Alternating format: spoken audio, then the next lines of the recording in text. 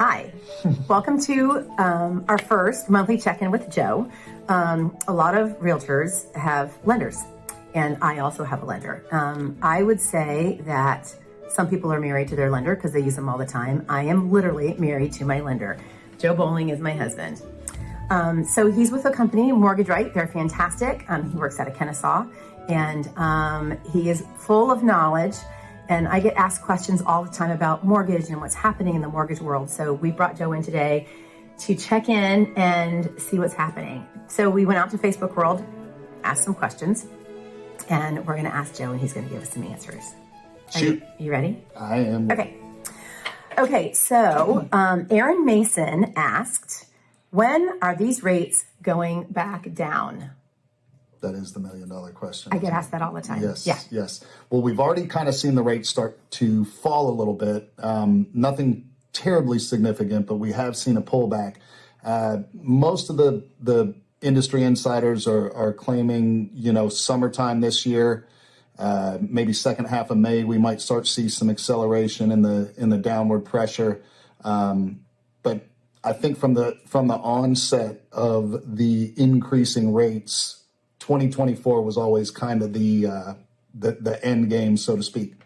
So we don't always agree on things, and I have to say, I agree with you. What? I know. I agree with you. That's actually what I'm hearing in the industry too, is that basically this summer we're going to see some rate shifts, and hopefully no more up. But yeah, I think we're through the hardest part. I believe you are correct. Okay, question number 2. Go back to our Facebook questions. Collis Griffin says, I have a low credit score because I have no credit paid off cars. Yeah, he's already paid his cars off, doesn't Got have it. What reports on your credit is actually trade lines, we call them. So it sounds like from that question, you don't have any trade lines on the credit, which definitely makes it tough to build on. One thing that I suggest is a prepaid credit card. The prepaid credit cards, you obviously pay them up front, but they do report on your credit. You cannot get a late payment on those things because once it's empty, it's empty. One suggestion that I make to people is if you open maybe 2 or 3 different prepaid credit cards and just tie them to like a utility bill. Maybe you open up one and pay your gas bill with it, pay another, use another one to pay your electric bill, maybe a third one for the cable bill. But your revolving credit, your credit cards, so to speak, make up about 30% of the score. So that is definitely a way to get some trade lines reporting that should be reporting positively. And over time, that can definitely help boost your score. That would probably be the easiest way to establish some kind of credit if you just don't really have any. All right. That's a great question. And that's something, yes. We all have different fear of credit cards and credit in general. Thank you, CG. Good question. Thank you for clearing that up, Mr. Joe. That actually had a second part to that question.